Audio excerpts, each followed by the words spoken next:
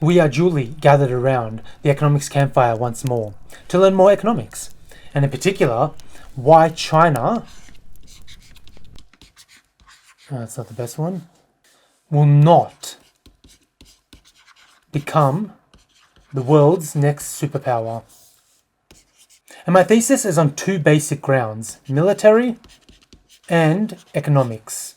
But on the military front, a brief rundown is that China cannot afford to invest in the military.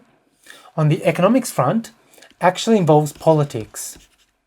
And essentially, people are not going to invest in China in the same way that they invest in the USA. So naturally, it will not have failed to escape your notice that China has been growing rapidly. And for many, many years, it was growing at 8%. Then that went down to about 6%. And this year, simply because of COVID, it's projected to be about 3 to 5% this year. But if you compare that to something like Australia, we're at around 2% growth. And same with USA, 2%. Naturally, these are better numbers. But one thing to notice about China is that China is catching up. And this is important. All of that growth is not putting China ahead. It's simply catching up. It's borrowing. It's essentially borrowing the Industrial Revolution and going through a very shortened version of it itself and catching up to the rest of the world. Eventually, China's growth will also be 2%. But however, let's go into more detail. So naturally, the US has military bases everywhere. These military bases don't just disappear because China is investing in more military bases, but there's more to it than that. There's also a culture behind the US, being gung-ho and, being the world's police, etc., that's missing in China. It's also not just a matter of simply investing more into its own military. So the thing is, right now, China has roughly, as I said, 3 to 5% growth. But that's because it's investing heavily into its economy and it's bringing hundreds of millions of people out of poverty. The thing is, this is very capital intensive, and this is capital that cannot then be used on a military. The other thing is, people in China, they're no fools. They understand what the Chinese Communist Party is. They understand that Xi Jinping is a dictator like any other, and that he can change his mind anytime he likes. On a whim, he could expropriate your assets. And they're willing to give up their freedoms right now, give up freedoms for growth. So the miraculous growth of China is done by people giving up their freedoms and allowing a dictatorship, because that's what it is. People are willing to put all that aside. They're willing to essentially turn the other cheek, I guess you'd say, for that growth.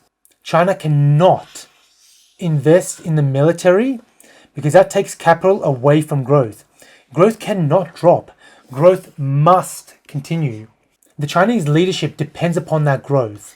It's built upon that growth. Chinese leadership. And so they cannot massively invest in the military the same way the US does. The US military spending is out of this world. For China to catch up, they have to give up a lot of goodies. And goodies it's not willing to give up, neither the people nor the leadership. But okay, that's the military. Who cares about that? We're here to talk about the economics. So China has about 3 trillion in US treasuries. So US debt. And lots of pundits have put forward the opinion that they really now control the US. That anytime China wants, they could dump all of these and the US government or the US Fed or both would be in trouble, or the US would simply be bankrupt. However, this fails to ask the question, why does China have 3 trillion of US treasuries? Why do that? And why does the US allow it? Thing is, people in China invest heavily in the USD or simply US treasuries because that is a better investment than investing in China itself. The informed people in China, they're not fools. They understand the situation. They understand that politics in China can change upon the whims of the CCP or Xi Jinping. And that is why they invest in US treasuries. The US is a safer place. It has safer institutions. And more specifically, These institutions have been safe for many decades. And people believe that those institutions will be safe for many decades to come. This is why, even with Trump doing all the crazy stuff that he's doing now, he actually hasn't changed the economic situation all that much.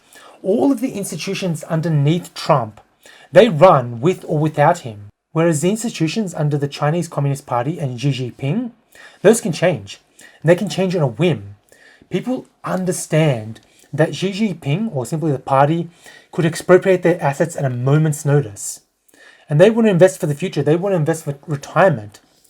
Holding $3 trillion in US Treasuries is a far better retirement plan, or a far better plan to hold your money than it is holding in China. And that's a simple fact.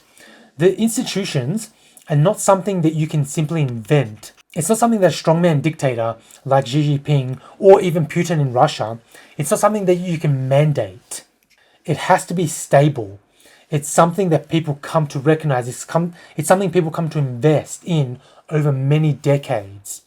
And with the political situation in China looking quite stable the way it is, and looking like democracy and people and the fact that people can vote, looking like that could be decades away, if ever.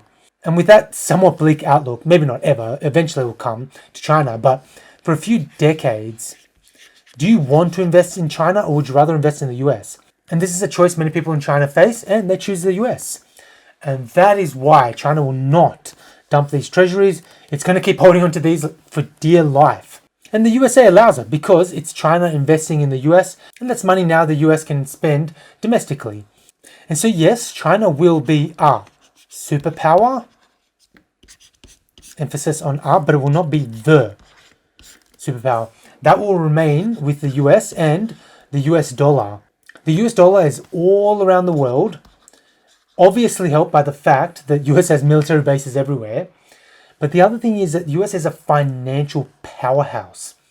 And people believe in its institutions, which have been safe and stable for decades. And that is why people invest in the USD.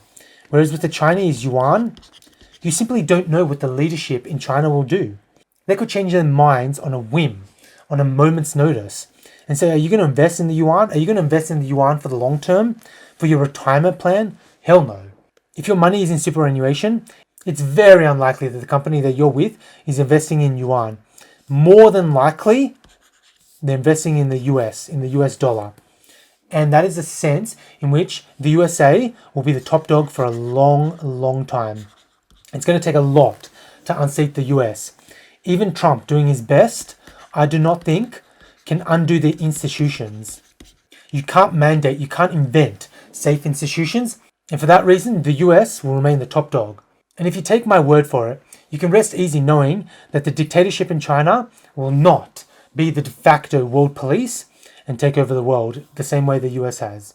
So yeah, that's my analysis and my answer. China will not be the next world superpower. And on that cheerful note, thank you for watching. Subscribe, rate and share all the good stuff. It definitely helps my channel, and I'll see you guys next time.